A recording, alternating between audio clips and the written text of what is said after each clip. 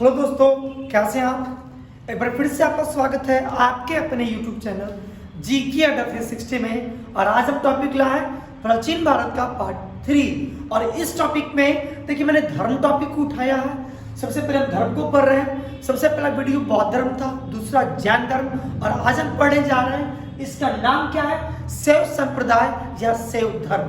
तो इस वीडियो को अंत तक देखिए।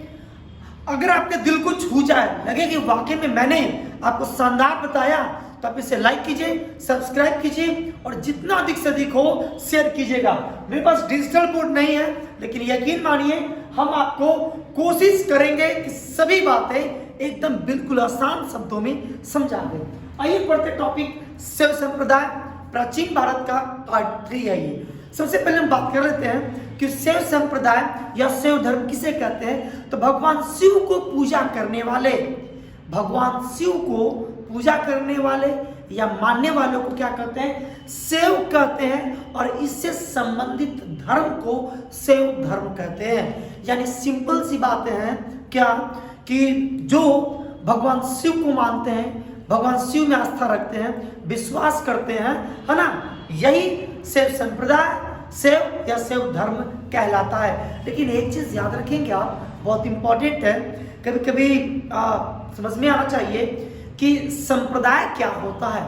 तो एक ही धर्म की अलग अलग परंपरा या विचारधारा मानने वाले वर्ग को संप्रदाय कहते हैं। संप्रदाय क्या होता है, तो धर्म तो एक ही होता है, लेकिन सबों की विचारधारा क्या होती है, अलग होती है। जैसे आप देखेंगे कि भगवान शिव को, सब शिव को मानते हैं, लेकिन सभी को मानने की जो परंपरा है, जो विचारधारा है, वो अलग अलग है। जैसे आप देखते होंगे बौद्ध धर्म में हीनयान, महायान, ये मानते सब बुद्ध को, लेकिन मानने की जो तरीके हैं, जो विचारधाराएं हैं, जो परंपरा है, वो अलग है। तो उम्मीद रखते हैं संप्रदाय शब्द आपको समझ में आ चुका होगा। चलिए, शैव धर्म भगवान शिव से संबंधित है और शैव संप्रदाय की संख्या वामन पुराण में, किसमें, वामन पुराण में शैव संप्रदाय की संख्या 4 बताई गई है। वो कौन कौन है, पशुपत, कपालिक, कालामुख और लिंगायत। हम एक एक करके सभी का डिस्कशन करेंगे और आप पेन कॉपी हमेशा लेकर वीडियो को देखें, कोशिश करें वीडियो को बीच में पॉज करें और उसे आप लिख लें। चलिए, सबसे पहले हम बात कर रहे थे किसकी, पाशुपत संप्रदाय की। देखिए, जो पाशुपत संप्रदाय है यह सबसे प्राचीन संप्रदाय है। कैसा है, सबसे प्राचीन संप्रदाय। और इसके जो संस्थापक हैं, इनका नाम क्या है, लकुलिस। अच्छा, मैंने नहीं लिखा है, इसका नाम क्या है, लकुलिस।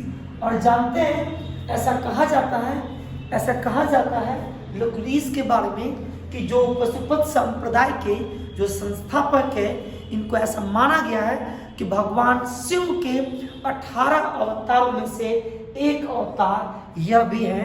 क्या नाम है, लकुलिस। मैं दूसरा, अच्छा ठीक है, इसी मार्कर से लिख देते हैं।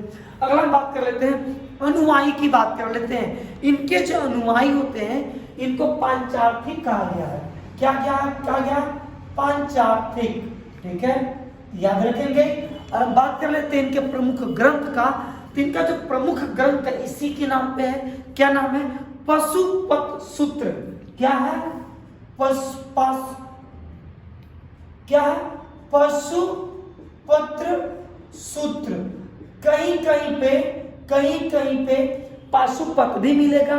तो पशुपत या पाशुपत सूत्र जो है, सूत्र या पशुपत संप्रदाय का सबसे प्रमुख क्या रहा है, यह ग्रंथ रहा है। अब हम केंद्र की बात करें तो इसका जो प्रमुख केंद्र है, नेपाल के काठमांडू में स्थित पशुपतिनाथ मंदिर है। इतनी लंबा मैं नहीं लिख सकता हूं। इस संप्रदाय का, पशुपत संप्रदाय का जो प्रमुख केंद्र है, तो आप जानते होंगे कि नेपाल के काठमांडू में भगवान शिव का एक बहुत ही फेमस मंदिर है, जिसका क्या नाम है, पशुपतिनाथ मंदिर। तो इसका जो प्रमुख केंद्र है वो पशुपतिनाथ मंदिर ही है। तो उम्मीद रखते हैं पाशुपत संप्रदाय आपको अच्छे से समझ में आ चुका होगा। आप पहले वीडियो को पॉज करें और इसे आप लिख लें। काफी आसान है। केंद्र पशुपतिनाथ मंदिर प्रमुख ग्रंथ पशुपति सूत्र, अनुयायी पंचार्थिक संस्थापक लकुलिश जो भगवान शिव के 18 अवतारों में से एक है। अगला हम बात कर लेते हैं कपालिक संप्रदाय का। देखिए कपालिक जो संप्रदाय है एक तांत्रिक शैव संप्रदाय माना गया है। क्या माना गया है? एक तांत्रिक शैव संप्रदाय क्या गया है? माना गया है। अब पता है इसका नाम कपालिक क्यों रखा गया?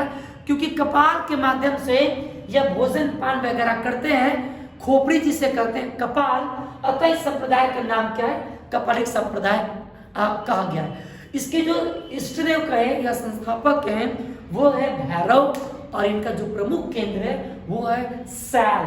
कौन है? सैल। इसके इष्टदेव कौन है? ये है भैरव। कौन है?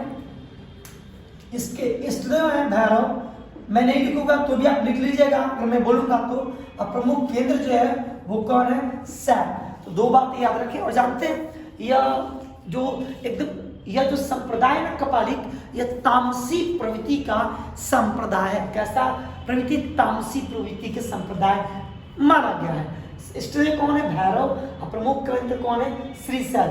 तो उम्मीद रखते हैं कपालिक भी आपको समझ में आ चुका होगा। कपाल से बना है क्या? कपालिक। अगला हम बात कर लेते हैं कालामुख संप्रदाय की। कालामुख संप्रदाय कपालिक संप्रदाय से यह भी मिलता जुलता संप्रदाय है। और जानते हैं कालामुख संप्रदाय, एक बात तो याद रखेंगे कि यह कपालिक संप्रदाय से मिलता जुलता है तथा यह संप्रदाय भी तामसी प्रवृत्ति की है। कौन? कालामुख संप्रदाय। अब हम बात कर लेते हैं अनुयायी की। तो इनके जो अनुयायी हैं इनको कहा गया है महाव्रतधर। क्या कहा गया है? इनको कहा गया है महाव्रतधर। अब पता ये चीज कहाँ कहा गया है? तो ये कहा गया है शिव पुराण में। मैं लिखूंगा, वीडियो बड़ा बन जाएगा। तो ये अनुयायी क्या कहलाते हैं? महाव्रतधर कहलाते हैं। और ये बातें कहाँ कही गई है? तो ये शिव पुराण में कहा गया है। और एक इस संप्रदाय की खास बात है कि इस संप्रदाय यानी कालामुख संप्रदाय के लोग कपाल में भोजन करते हैं, मदिरा का सेवन भी करते हैं और अपने शरीर पर चिता का भस्म भी लगाते हैं, है ना?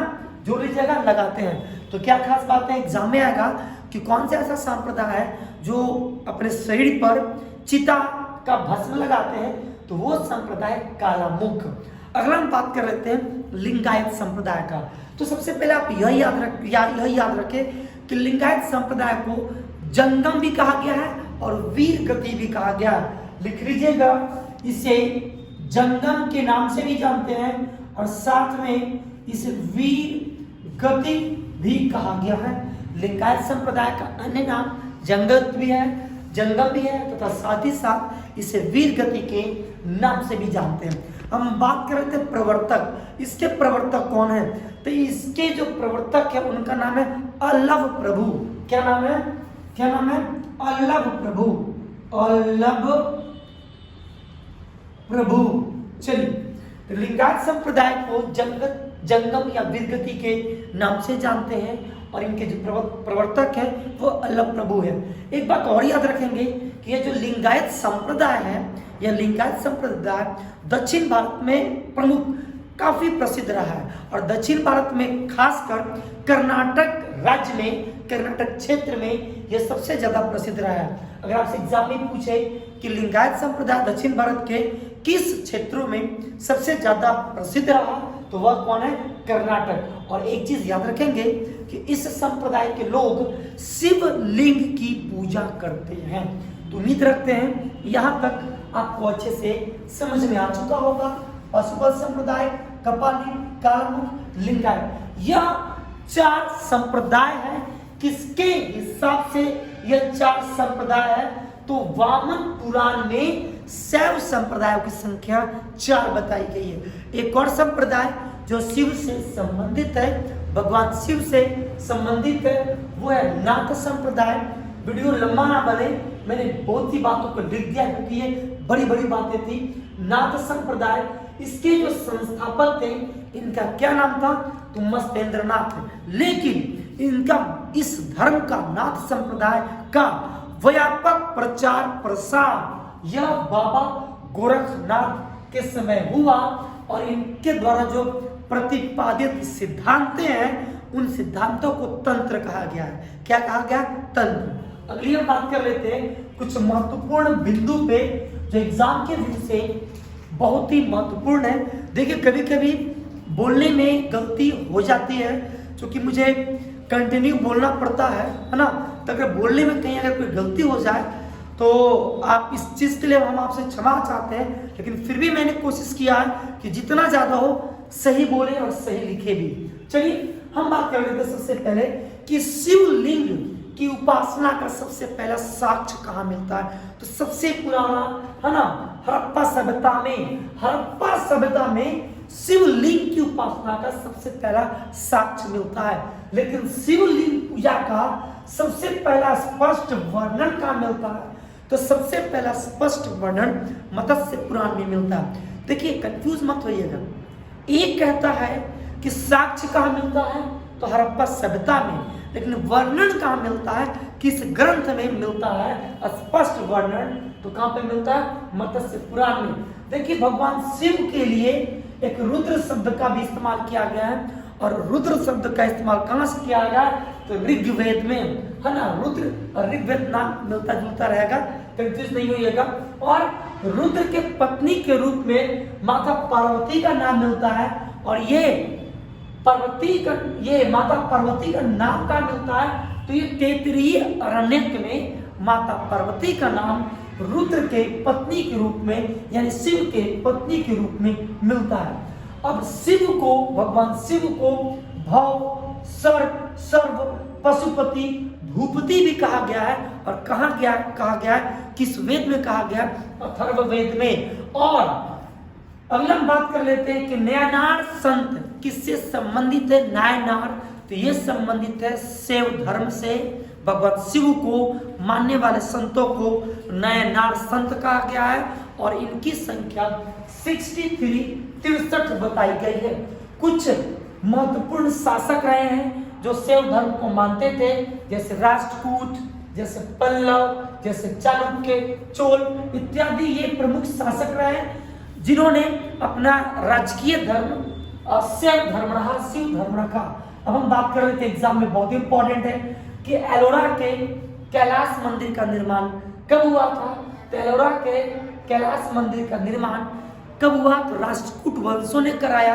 अगर हम शासक की बात करें तो एलोरा के कैलाश मंदिर का निर्माण राष्ट्रकूट शासक कृष्ण प्रथम ने करवाया। अब हम बात कर लेते हैं एक चीज और, राजराजेश्वर मंदिर जिसे बृहदेश्वर मंदिर भी कहा जाता है, इनका निर्माण किसने किया? तो किया राजराज प्रथम। और राजराज प्रथम किस वंश के थे? तो यह किस वंश के थे? तो चोल वंश के थे। और एक चीज और लास्ट में छूट गया था, मैंने लिख दिया है कि कुषाण शासकों के मुद्राओं पर भगवान शिव तथा शिव का सवारी माना गया नंदी, इनका अंकन या चित्रण मिलता है। एग्जाम के लिए बहुत इंपॉर्टेंट है जो मैंने लिखे हैं, ये एग्जाम के व्यू से भी आई है, आप इसे याद कर लेंगे। वीडियो को पॉज कीजिए और लिखिए। चलिए वीडियो को पॉज कीजिए सभी। पहले आप तरीका क्या है, पहले आप इस चार्ट को याद करें, उसमें एक जोड़ लेंगे नाथ संप्रदाय, उसके बाद पॉज करें तो वो याद हो जाए। आप इसे याद करें, खुद से लिखें, और तीसरा पार्ट में ये पढ़िए। चलिए अगली हम बात कर लेते हैं इससे संबंधित कुछ संप्रदाय और हैं, अलग संप्रदाय जिसे आप याद करेंगे, एग्जाम में आता है। सबसे पहले हम बात कर लेते हैं, आप लिखेंगे, मैं नहीं लिखूंगा, मैं लिखूंगा, वीडियो बड़ा बन जाएगा।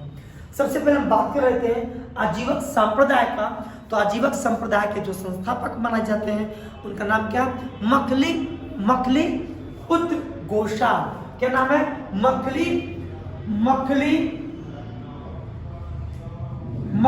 पुत्र क्या नाम है?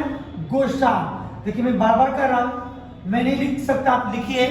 दूसरा बात कर लेते हैं घोर क्रियावादी संप्रदाय जो है, इसके संस्थापक किसे माना जाता है? तो पूरण कश्यप को। किसे मानते हैं? पूरण कश्यप। चलिए लिख देते हैं तेजी में, गलती सलती।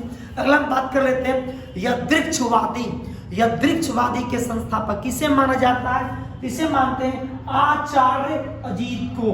किसे मानते हैं? आचार्य अजीत। चौथा बात कर लेते हैं भौतिकवादी, तो भौतिकवादी का संस्थापक किसे माना गया है? तो माना गया पाकुद-कच्चायन को। किसे माना गया? पाकुद-कच्चायन, पाकुद-कच्चायन। अगला है अनिश्चयवादी। अनिश्चयवादी के संस्थापक किसे माना गया? तो संजय वेटलीपुत्र। किसे कहा गया? संजय वेटलीपुत्र। तो चलिए मैंने तेजी में लिख दिए, याद कर ले। ये भी आई है, एग्जाम में यहाँ से प्रश्न पूछते हैं। आजीवक संप्रदाय के संस्थापक मगलीपुत्र घोषा। घोरा क्रियावादी के पूरन कश्यप। यादृच्छवादी के आचार्य अजीत। भौतिकवादी के पाकुद-कच्चायन और अनिश्चयवादी के संजय वेटलीपुत्र। मैंने सभी बातों को कोशिश किया आसान शब्दों में आपको समझा दें। डिजिटल बोर्ड नहीं है, फिर भी मैंने कोशिश किया है कम समय में बताने का। दिल को छू गया हो, वीडियो अच्छा लगा हो, लाइक कीजिए, सब्सक्राइब कीजिए। जितना अधिक से अधिक हो सब्सक्राइबर बढ़ाने में मेरी मदद करें। चलिए मिलते हैं अगले वीडियो में ऐसे वीडियो के साथ। तब तक के लिए गुड नाइट।